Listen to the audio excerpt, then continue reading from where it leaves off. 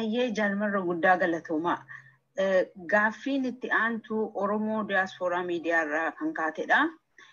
Sababa woboon bosona jiruuf addi bilisummaa Oromoo karaa nagaan qabsaa jedhee biyya keessa jiru waraana bilisummaa Oromoodhaan yakkamee hidhama. Miila tokko bosona, miila tokko magaalaa keessa kaa'attanii jirtu jedhamee yakkama. Fakkeenyaaf Jaal Koloneel Gammachuu Ayyaanaa, Jaal Abdii Raggaasaa, akkasumas hooggantoonni adda bilisummaa Oromoo hedduun bifa kanaan yakkamanii hidhamaa jiru.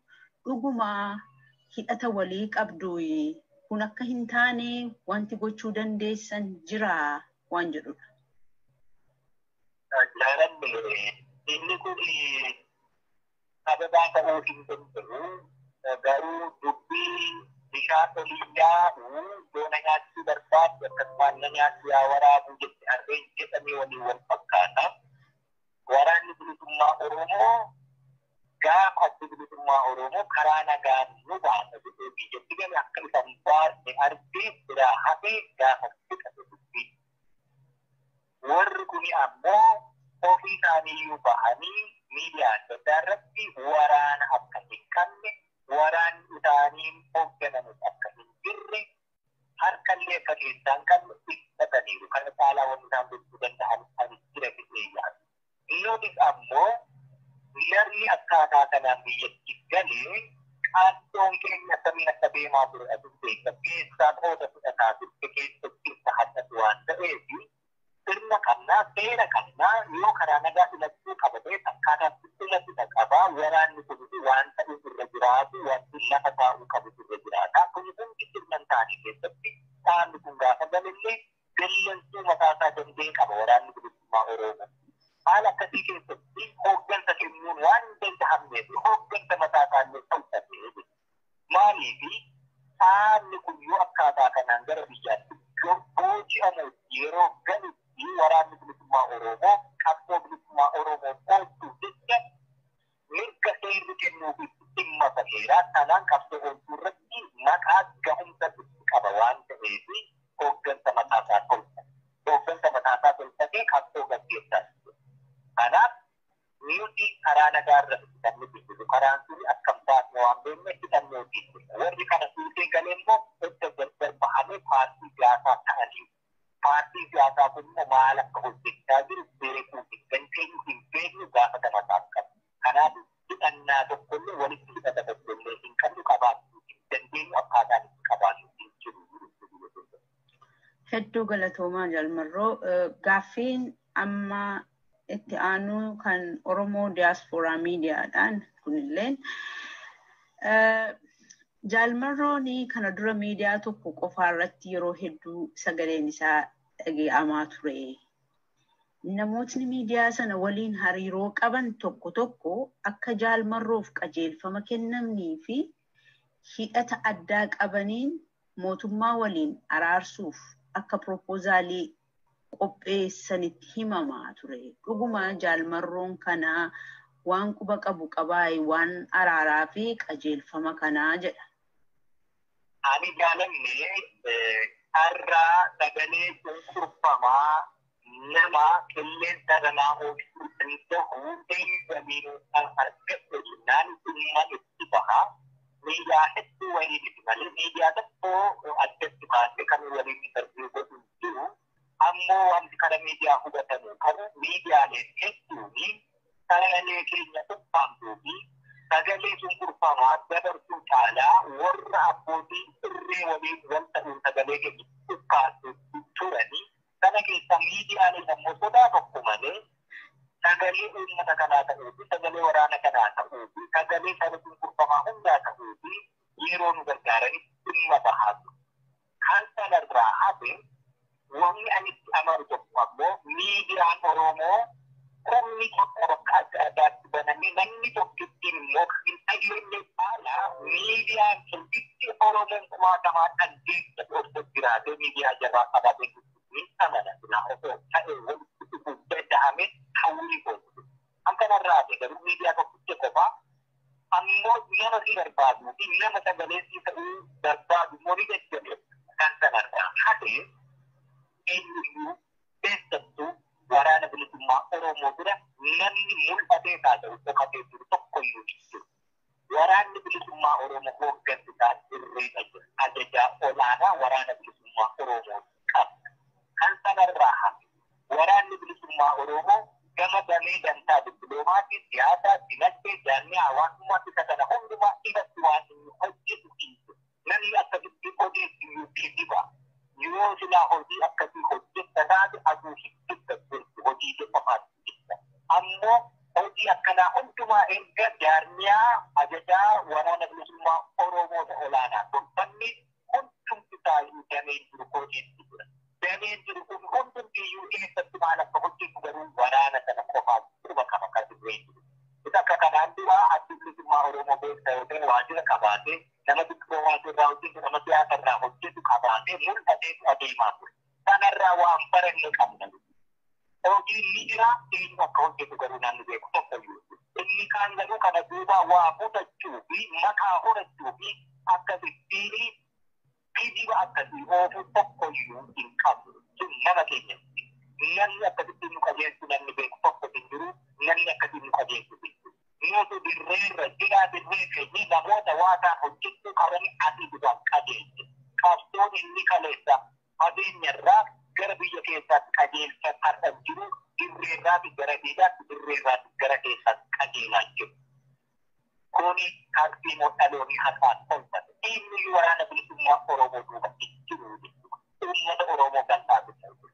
Kan kanarraa hafe nam-tokkee darraa miidiyaa qabu, darraa waan adda addaa qabu, anatu waraana bilisummaa Oromoo duuba jira. Waraanni kun qabeenya nama dhuunfaa tokkoof. Waraanni kun waraana bilisummaa Oromoo, waraana sabni Oromoo kumaatamni ilmaan isaa itti wareegaa jiru. Nuti qabeenya nama dhuunfaa tokko eenyuyyuu miti. Eenyuyyuu.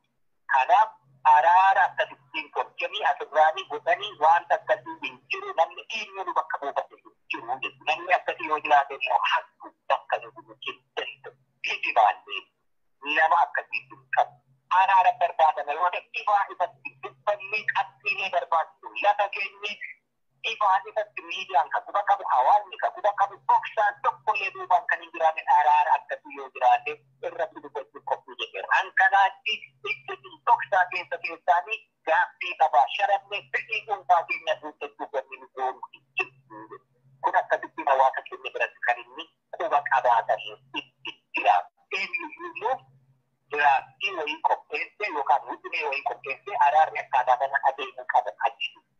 Namni bakka buufannee jiru namni kana hojjetaa jiru. Araara barbaadama yoo ta'e miidiyaa adda addaa irratti dubbatameera.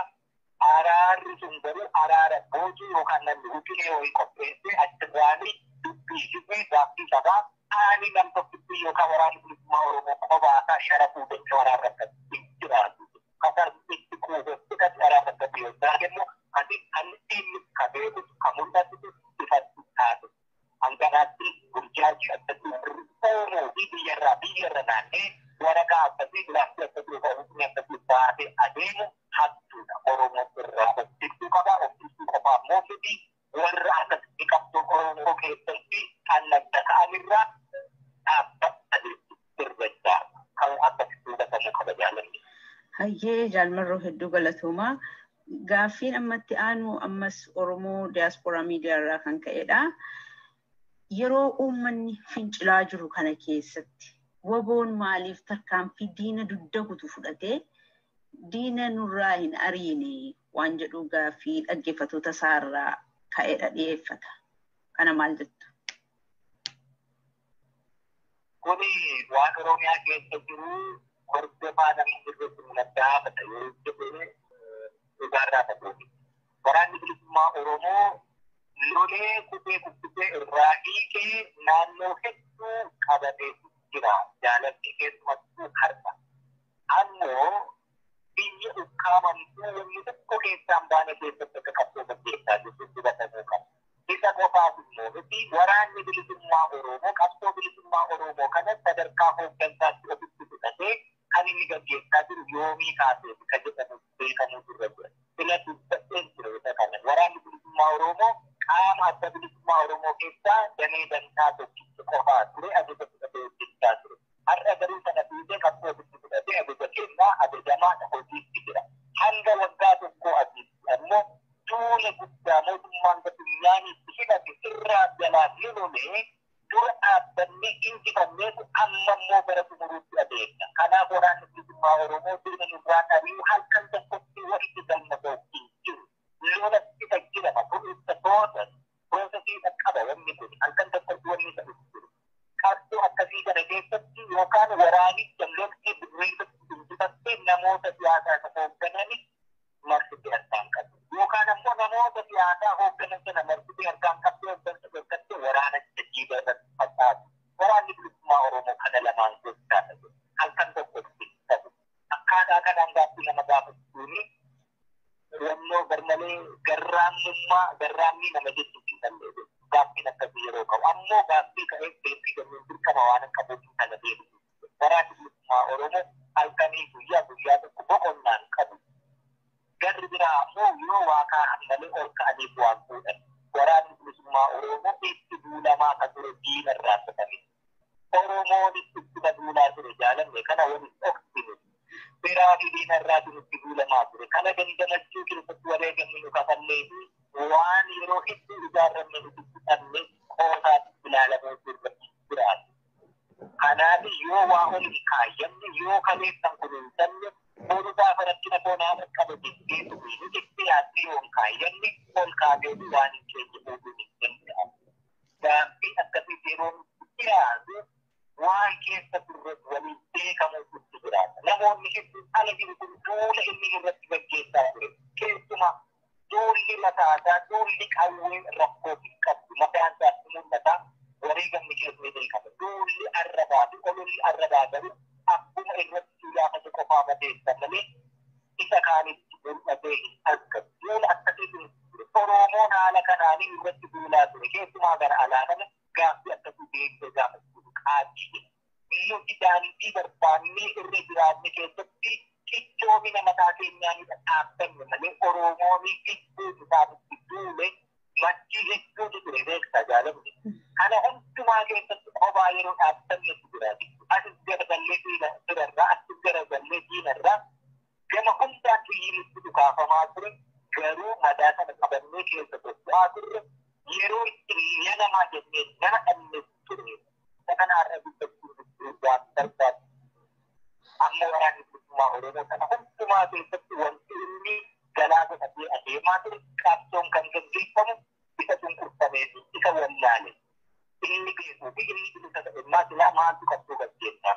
Kanaaf qabni cunqurfamee fi wallaale ammoo akka muka digeessiisuu qabsoon itti baay'ataa fi rakkoo hedduudha qaba. Kanaaf jaallatee fi osoo beekin kana godha waan ta'eef jaalannee immoo itti gallee yoo wallaalee fi yoo itti duulee isaaf jecha lubbuu keessatti kutatee qabsoo akkasii gaggeessaa. Har'a immoo wantoota keessatti deemaa jiru asitti eenyuuf ka beeku mootummaan gabunyaanitti hidhatte jedhee ittiin kokkoraa jiru hunda taasisillee hiiksineetu bira taa'aa jirra. Qaalamee ka bira taa'amaa jiru akkamitti boonsaa haamura muka irratti Oromoon mari'atu akkaataatti guduunfaa argatu gochuudha qaba ammayyuu malee isuma ammas jechaa turte kana hooggansan qabu maaloon qabu ani yoo keessa jiraate malee ta'uu heduu walitti kaaduu keessatti ammas injifannoo dhiigni hedduutti dhangala'ee nama harkaa baasuuf sakattaafatu haala akkasiitii guduunfuun nama rakkisu. Itoophiyaa keessatti nuti lollee injifanneerra gama siyaasaan haa ta'u gama waraanaan akkaataatti guduunfamtu rakkoo ta'eedha. Guduunfaa sanatti immoo Oromootu wal sakaalee yoo kana keessaa bahuu dandeessu xumura argatarraa tahafe yoo kana immoo keessaa bahuu dandeessu ta'e injifannoo eenyurraa eegna. Kana ka hubatamuu qabu. Hayyee jaalmarroo iddoo ulfaadha. Gaaffii inni xumuraa Oromoo Digital Multimedia irraa akka ka'edha. Abjuun qulqulluu waraanni bilisummaa Oromoof qabu maali? Abjuu qulqulluu jechuun egaa woboon abjootee mul'ata argee yookaan raaga raagee jechuun waan Oromoo boruu qabaachuu qabu kan himu. Wobooni wareegama dhiigaaf lafee baasee aaddaa lubbuu takkitti kan faleessu Oromoo wantoota guddaa guddaa ulfaataa seenaamaa sirna cunqursaa kamuu keessatti addunyaa kanarra jirufamuu keessatti kan Oromoo baadhatee argaa dhagahaa jiraate gateettii isaarraa buusnee Oromoo akka nama qabuutti nagaa, walqixxummaa, dimokiraasii, bilisummaa qabu Oromoo akkasii uumuu danda'uu keessattidha kan nuti tattaafataa jiru wareegama kaffalaa jirru. Egaa Oromoo filantii hime akka namaatti nuti beektaa namummaadha waan kadhatte jaalanne akka beeknu hundumaatti yerootti addunyaan kun mirga dimokiraasii, mirga walqixxummaa namummaa hundumaa irratti dabarsee mirgoota filaa mirga iyyuu naman taasise kafuu aadaa keessaa iyyuu ta'e ani nama waan an barbaade dalaguun qaba jettee sadarkaa kanarra jirtutti yerootti namni waan daftee kanarraa dhiisee yaaladoota adda addaa abuuruu jiruu fi si'aa fi maal irratti mana ijaarrachuuf tattaafataa jiru Oromoo ta'ee nama ani nama jedhee namummaa isaa kabachiifachuu fi akka namaatti immoo mirga namoomaa qabaatee jiraachuu irratti rakkoo qaba Oromoo akkasiitu jira. Nuti Oromoo akkasii kana nama Oromoo namummaa namaatiin jiraachuuf immoo mirga qaba. Isa jiru gochuu fi asuurra osoo hin taane falmaarra dhaabbiru. Kanaaf Oromoo egeree bareedaa qabu Oromoo akka namaatti nagaa ta'e, namaa walqixa ta'e, bilisa ta'e, dimokiraasii dhugaan biyya isaa keessa jirtu Oromiyaa akkasii Oromiyaa ishee boo'ichi daa'imaa keessatti illee nama mararu gaafa nagaan jiru marfannaan loonii illee namatti tola. Shamarraan keenyi haala gabuutee, ka qoraan dhalbee, ka dabaa deemtee, bir'annaa tokko malee nagaan galtu yeroo naannoo baay'ee yaaddessaa fi bosona ta'e rakkoo keessatti adeemtu waraanni ishee tiksu akka jiru ofirratti beektee tasgabbii fi bir'annaa malee jiraattu maatii Oromoo hundumtiyyuu waan Oromummaa isaatiin taasifamuu fi jalalamurra darbee sammuu nagaa fi waaraa Oromiyaa keessa jiraachuu qabaatu argachuuf kan nuti hojjetu yoo akkasittiin hubatamee keessattuu kootii fayyaa ture. Jaalmarroo hedduu galatoomaa dhumarratti wanta ka'uu qaba yeroo waliin dubbatamuu qaba jettan waan otoo hin ka'in hafe yoo jiraate akkasumas dhaamsa walii galaa qabaattan itti fufuu dandeessu. Ayyee jaalanne egaa waan takka hambifatte hin qabu ani yeroo hundumaa yeroo keenya oduumaa fi ibsarratti gaaffii deebii irratti dhagguunnaa uummati keenya waan hin hubanne tokkotu jira. Waan barbaannu yoo beekne hanga waan barbaannu sana bira geenyutti eenyuyyuu waan barbaade yoo dalage abbaan fedhe waan fedhe yoo jedhiyyuu bakka geenyu kana osoo hin gahiin burjaajii keessa seenuu hin qabu. Kanatu rakkoo ta'aa jira. Namni yeroo hundumaa oduu dhaga'uudha barbaaduun kanarraa hin madde. Namni waan barbaadu beeku hanga waan barbaadu bira gahuutti kaayoo oduu dhaggeeffachuu yeroo hin qabu. Gabrummaan ammoo ba'aan ishee roorroon ishee yeroo namaan laata. Kanaaf Oromoon oduu irratti osoo hin taane hojii irratti osoo yeroo isaan dabarse kun dhaamsa biyyaa kanuman jechuu barbaadu. Jaalmarroo ajajaa waraana bilisummaa Oromoo zoonii dhihaa maqaa dhaggeeffattoota keenyaan hedduu galatoomaa milkaa injifannoon galaa isiniin jedha ulfaadhaa. Ayyee ati fayyaa ta'ee sagaleen waraana bilisummaa Oromoo har'aan biyyoolessa Oromiyaa akkasumas miidiyaaleen biraa keessan fayyaa ta'aa sagalee hundumaa ta'uudha qabdu.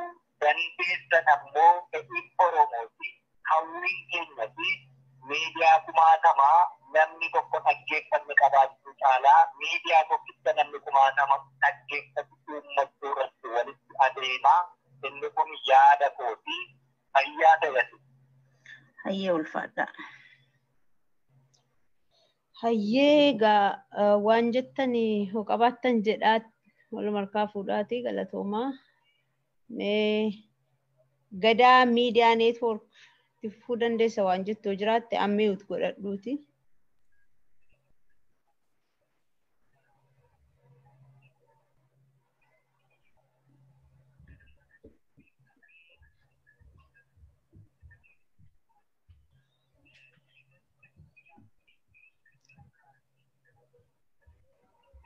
dhagaan jirru.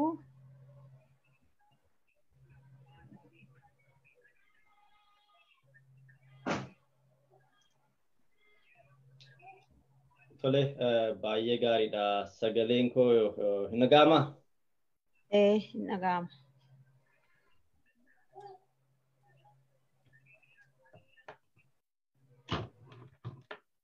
Ni dhaga'ama. Tole amma hin dhaga'ama fakkaata. Eeyyee. Tole baay'ee gaariidha. Gaanii sagantaanii keessan baay'ee gaarii ture. Gaaffii isin gaafataa turtanis gaaffii yeroo duukaa deemudha. Na baay'ee galatoomaa isiniin jedha. Akkasiin miidiyaa jiru hundumaa qindeessitanii akkasitti walitti fiduu keessanii baay'ee galatoomaa isiniin jedha. Egaan miidiyaan Oromoo akkasuma jabaatee haala jiru hundumaa wal duukaa akkasiin hojjechuudhaaf tattaafachuun isaa uummata Oromoodhaafis hamlee guddaadha. Kanaaf hamma beennu waan barbaachisaa ta'een wal bukkee dhaabbannee egaan xiyyeeffannaan keenyas wanti nuni irratti tattaafachaa jirrus waan Oromoo kan ta'e Oromiyaadhaaf tattaafachaa jirra. Egaan haala jiru hundumaa kana kan uummata Oromoo irratti gahaa jiru kan immoo irratti cimnee hojjechuu kan nurra jiru yeroo ammaadha. Yoo nun wal duukaa tokko taanee yaada jiru hundumaa beekumtii jiru hundumaa walitti finnee yoo hojjennee uummata keenyaadhaa fi hamlee guddaa ta'a. Akkasumas immoo biitti sanaaf iyyuu humna guddaa taana kan jedhuun yaada qabaa. Baay'ee isin galateeffachuun barbaada. Akkasumas immoo galtii keessan bilisummaa Oromoo ta'uu isiniin jedha. Iyyee fayyaa ta'a isinis akka kanattiin dhiyaattanii waan jiru nu qindeessuudhaan nu faana dhaabbachuu keessanii fi kaayyoo maltiimiidiyaa sarviis raajiitti fufuudhaan seessatillee. Galatooma kanneen sagantaa kana qindeessitanii akkuma gaaffiif deebii keessatti ijoon bu'uura ta'an gaaffileen bu'uura ta'an miidiyaalee irraa ka'aniif nu deebi'anii gaaffii akka miidiyaa keenyatti daawwattoonni keenya yeroo garaagaraatti nu gaafataa turan gaaffilee ijoo irrattis deebii ga'aa nuuf kennee jira. Jaalmarroonni guddoo galatoomaan jedha. Amma wanti rakkoon jiru Oromoo waa sadiin cabee jira.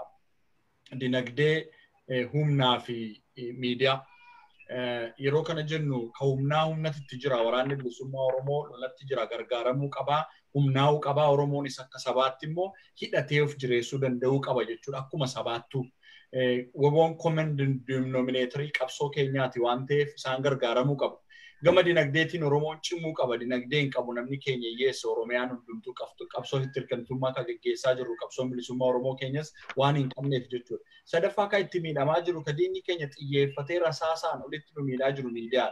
Kanaaf miidiyaaleen Oromoo afaan Oromoo dubbachuu qofaatu hin taane waan Oromoof ta'u dubbachuu danda'uu qabama jechuudha. Afaan Oromoo dubbachuu qofti miidiyaa Oromoo nama hin taasisu.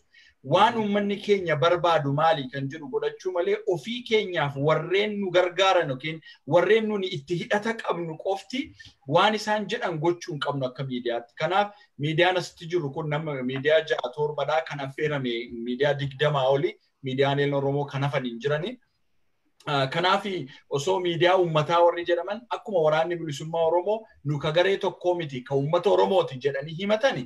Miidiyaaleenis waraanni kun ka uummata Oromooti jedhee sagalee isaanii ta'uu hundumtuu qaba jedhee yaada. Gariin qobaatti miidiyaa yerootti dhiyaatutti carraa argamutti sagalee ta'anitti qofa jedhanii warri fudhatanis kanarraa baratamee amalli kun itti fufuu qaba. Akka miidiyaa Oromootti waloon taanee rakkoo Oromoof sagalee ta'uu qabna. Warri kana qindeessitan guddoo galatoomaa gaaffiilee yeroo akkasumatti dhiyaatanii waraanni bilisummaa Oromoo uummataaf gaaffii akka miidiyaatti nutti dhufu dhiyeessina nuuf haa dabarsan kan jedhu.